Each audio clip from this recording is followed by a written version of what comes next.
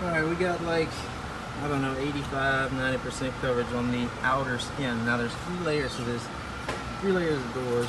We got, hey, who's this? What the fuck are you doing? Turquoise. That's the owner, Tiger, right there. Up? Graciously allowing me to cause some shade in his shop today to do this video. Shout out to Derek and Tiger Audio in Gonzales, Louisiana. Like I was saying, 3 layers. 3 layers at each door. So we got the outer skin, we got the inside of the inner skin, and then we got the inside, outside of the inner skin. However whatever crap you want to call them, panels, outside, inside, whatever. One thing that's overlooked a lot of times is the inside of this part of the door. So what you want to do is you want to start reaching in holes and feeling around. See, where can I put deadener that's not going to interfere with the window mechanism if you have you know, power windows and stuff. So just start hunting around with your hand, and make sure to prep this surface too, because I did that off camera.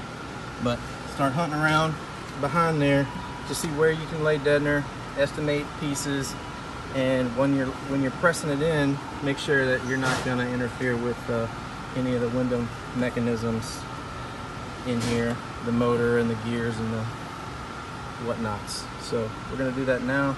I won't be able to show it, but I want to get that out there. Make sure to do the inside of that too.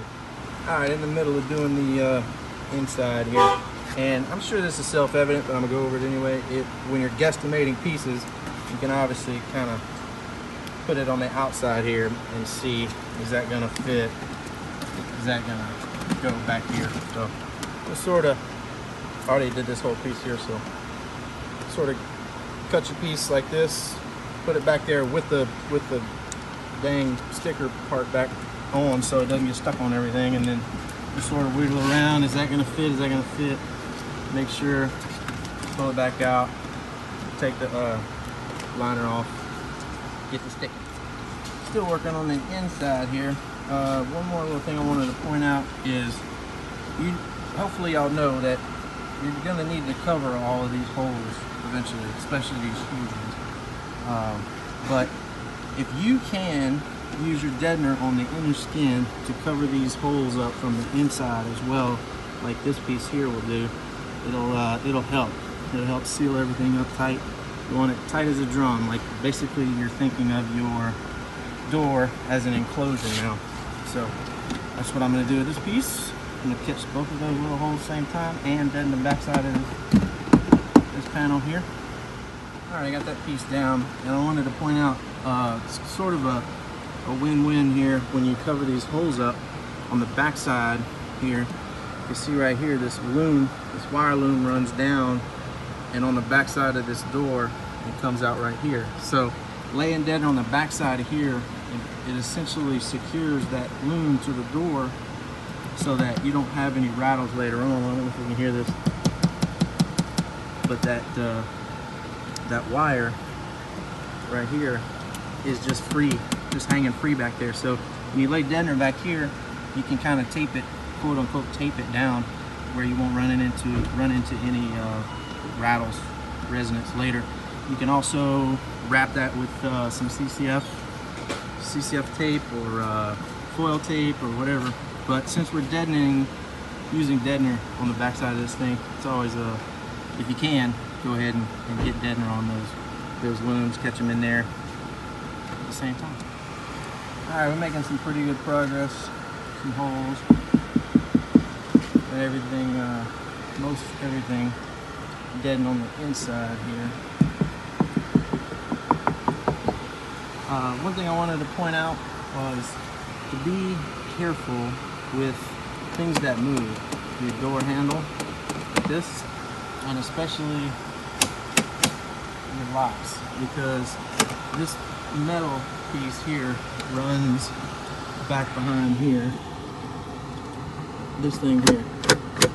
So if you're going crazy like I am and putting deadener on the inside of here and everywhere, make sure that you don't deaden over this thing. I know it sounds obvious, but I've done it, so I'm pointing it out to y'all.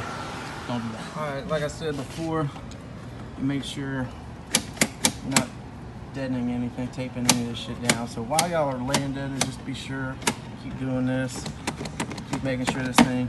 Volvo has been kind enough to make this little channel here for the door lever, so I can go over that and it's not going to get hung up. But this little bare spot here, it's also bare back here, so when I did this piece, I actually caught some of that metal back there and I had to cut it back. But one little trick that you guys can use is wire loom, and you can just wire loom the lever here. That way you can tape over this or deaden over this and go bango. 4 hours later. Alright, so I got the inside of my door done, and it is time to look at absorption. Now absorption, when we're talking about absorption, we're talking about the rear wave coming off the woofer. So what we want to do is absorb as much of that as possible, because now that we have this really resonant quote-unquote enclosure, high frequencies, low frequencies, everything's going to be bouncing around back and forth between the two in the door cavity. What we want to, and what'll happen is it'll bounce back into the cone of the speaker. Now that's mid bass, it'll muddy up your mid bass, maybe cause some cancellation. If it's high frequencies, it'll come back out through the cone, and you'll hear that. So absorption, we have several options. Now the first one I want to talk about is Thinsulate. This is 3M Thinsulate, and the thing about absorption is you want thickness, but you also want it to run lengthwise as far as you can, because the angle of incidence also matters. So Thinsulate, this stuff is it's hard to find these days, but it is hydrophobic, which is a big deal in the doors, because the doors are going to see a lot of moisture, right? So we don't want anything in there that'll absorb moisture. So this stuff is hydrophobic unless you cut it, because when you cut it to size, you're going to get these open ends, and you're going to have to figure out a way to seal that up. Packing tape or waterproofing tape, however you want to do that, maybe incorporate it into the way that you secure it to the door. We want to put all this on the outside of the door, behind the window. So Thinsulate, it's hard to get now because you have to buy it in a large quantity. See, the seam, the factory seam is good, so none of this will absorb water. You'll be in good shape just using this. All right, this is what Sound Deadener Showdown used to sell until they started selling this. Now this is hydrophobic melamine foam. All right, this is actually a second skin product, but this is what Sound Deadener Showdown sells now. Shout out to both of those companies. This is Second Skin, and they've been kind enough to make this one self-adhesive. So you just pull this back and stick it right on. Otherwise, you're gonna have to spray glue. Now this is ½ inch, I guess. Now, and Sound Deadener Showdown sells 3/4 and 1.5 inches. Now I normally order from Sound Deadener Showdown, but they were out. Anyway, so you can see this piece. I cut this piece here to run some water on it to test to make sure the shit was hydrophobic, because you don't want sponges in your door. Copy that? Copy. All right, so the other option, and this gets a little complicated, but our friend Richard Vedvik, shout out to Keep Hope Alive, he gets non-organic fiberglass insulation, regular old insulation, right? He says this stuff is amazing at doing what we want it to do, and wraps it in drop cloth. So what he does, he rolls this drop cloth out, puts insulation in the drop cloth, folds it over, packing tape, makes like waterproof quote unquote bags. Now that is probably the best efficacy, the most effective method of absorbing rear waves in the door. I'm lazy. I may try this just to show you guys if I can get the bags right. I may use it, but my plan is to use this HMF HMF, hydrophobic melamine foam. Hydrophobic being the key phrase there. Now, when you're installing this, you're gonna have a tendency to push and rub it and rub it. Don't do that. You'll rub off the damn hydrophobic part. It's a coating, treatment on there. So don't manhandle this stuff. Cut it in smaller sections if you need to shove it into doors, whatever you gotta do.